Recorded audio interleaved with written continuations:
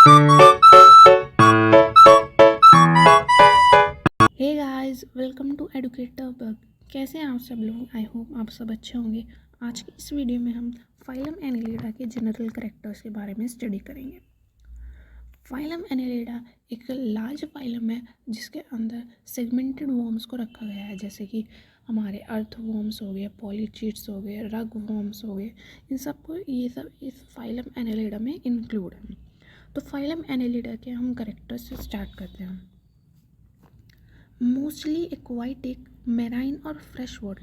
Phylum Annelida के जो members हैं मोस्टली ज़्यादातर कैसे हैं? एक्वाटिक है, ये पानी में पाए जाते हैं। उनमें से कैसे हो सकते हैं? मेराइन हो सकते हैं या फ्रेश वाटर हो सकते हैं। कुछ ऑर्गेनिज्म ऐसे हो सकते हैं जो समुद्री पानी में पाए जाएंगे, मेराइन वाटर में पाए जाएंगे, और कुछ ऐसे हो सकते हैं जो फ्रेश वाटर में पाए जाते हैं। A few are terrestrial and burrowing. और कुछ ऑर्गेनिज्म ऐसे होते हैं जो ज़मीन पर रहते हैं और ज़मीन में क्या नाम है, रेत पर बोरो बना करके, बिल बना करके उसमें रहते हैं। तो फाइलम एनिलिडा के मेंबर ज़्यादातर कैसे हैं? एक्वाटिक हैं, उसमें से मेराइन या फ्रेश वाटर भी हो सकते हैं, और कुछ फ्यू कैसे होते हैं? टेरेस्ट्रियल होते हैं और बोरो बना करके रहते हैं। सेकेंड करेक्टर है, they are triploblastic, bilaterally symmetrical, coelomate and segmented animals. ये जो ऑर्गेनिज्म हैं फाइलम एनिलिडा के एनिमल्स हैं वो कैसे हैं? ट्रिप्लोब्लास्टिक है। इनकी जो बॉडी है 3 जर्म लेयर से मिलकर बनी है, एक्टोडर्म, एंडोडर्म और मीजोडर्म। तो हम इन्हें कह सकते हैं ये एनिमल्स कैसे हैं? ट्रिप्लोब्लास्टिक है। Bilaterally symmetrical. बाइलेटरली सिमेट्रिकल का मतलब होता है अगर हम इन एनिमल्स को बीच से, सेंटर ऑफ एक्सिस से हम कट करेंगे तो इनकी जो बॉडी है 2 इक्वल हाफ में डिवाइड हो जाती है। तो इसे क्या कहते हैं? बाइलेटरली सिमेट्री कहते हैं हम। तो इन ऑर्गेनिज्म में बाइलेटरली सिमेट्री देखने को मिलती है। सिलोमेट, ये एनिमल्स कैसे हैं? सिलोमेट है, इनमें सिलोम प्रेजेंट रहती है। सिलोम क्या कहलाती है? बॉडी वॉल और गट वॉल के बीच में जो स्पेस प्रेजेंट रहता है उसे क्या कहते हैं? सिलोम कहते हैं। तो ये एनिमल्स कैसे हैं? सिलोमेट हैं। एंड सेगमेंटेड एनिमल्स, इनकी जो बॉडी है सेगमेंट में डिवाइड है, खंड में डिवाइड होती है, खंड सेगमेंट में डिवाइड रहती हैं, ठीक है ना। तो ये कैसे हैं? ट्रिप्लोब्लास्टिक हैं, बाइलेटरली सिमेट्री को शो करते हैं, सिलोमेट और सेगमेंटेड एनिमल्स हैं। थर्ड करेक्टर है, they show organ system, grade of body organisation.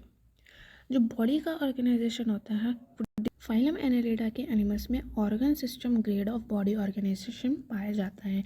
जो टिश्यू हैं मिल करके क्या बनाएंगे? ऑर्गन का फॉर्मेशन करेंगे, और जो ऑर्गन है कोई एक स्पेसिफिक फंक्शन को परफॉर्म करता है। नेक्स्ट करेक्टर है, body wall has outer cuticle and epidermal layer of columnar epithelium and inner layer of circular and longitudinal muscles. अगर हम इन एनिमल्स की बॉडी वॉल की बात करें, इनकी बॉडी वॉल में सबसे आउटर की तरफ क्या होती है? क्यूटिकल होती है, and epidermal layer of columnar epithelium, फिर क्या होती है? एपिडर्मल की कॉलमनर एपिथेलियम होती है। फिर इनर लेयर क्या होती है? सर्कुलर और लॉन्गिट्यूडनल मसल्स की क्या है? इनर लेयर प्रेजेंट रहती है। तो बॉडी वॉल में सबसे आउटर की तरफ क्यूटिकल है, फिर एपिडर्मल लेयर है किसी कॉलमनर एपिथेलियम की, फिर है inner layer of circular longitudinal muscles. Next character है, chitinous setae and fleshy parapodia may be present for locomotion.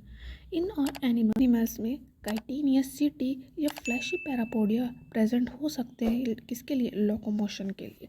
इनको गति करने में एक जगह से दूसरी जगह पर जाने के लिए इनमें काइटिनिया सीटी हो सकते हैं या पैरापोडिया हो सकते हैं।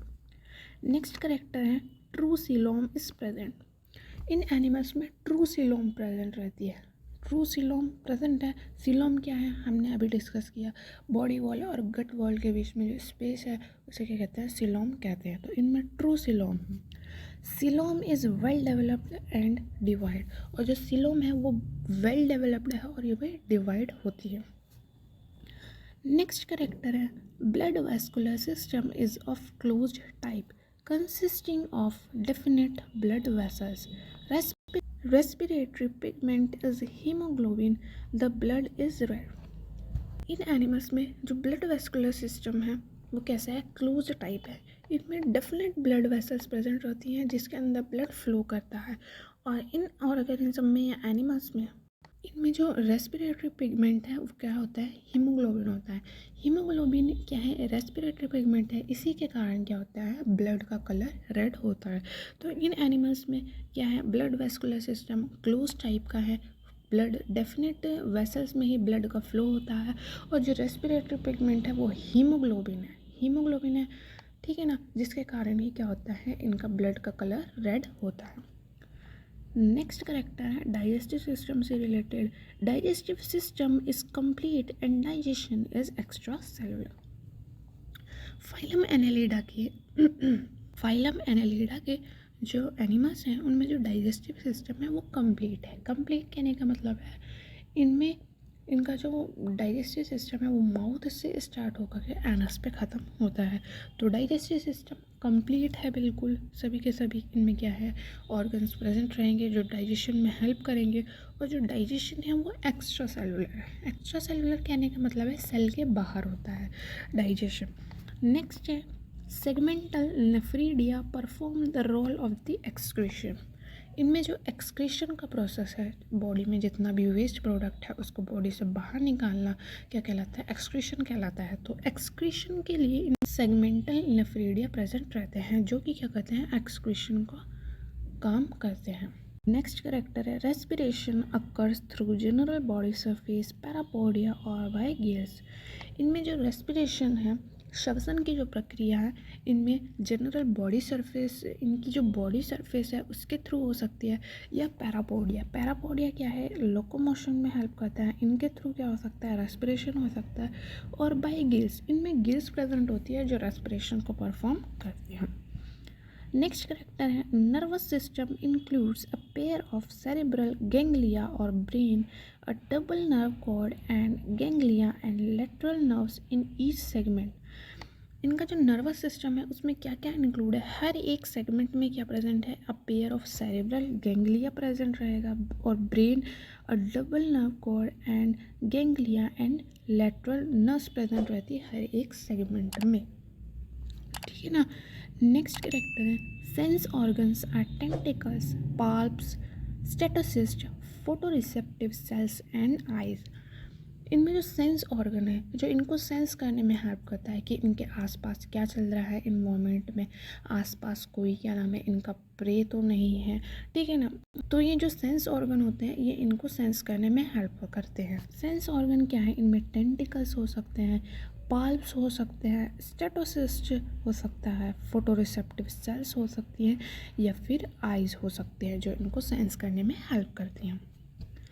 नेक्स्ट है सेक्सेस मे बी सेपरेट और यूनाइटेड। इनमें जो सेक्सेस होते हैं, वो क्या हो सकते हैं, सेपरेट हो सकते हैं, अलग अलग हो सकते हैं, या यूनाइटेड हो सकते हैं। एक ही ऑर्गेनिज्म में मेल और फीमेल रिप्रोडक्टिव ऑर्गन प्रेजेंट हो सकते हैं।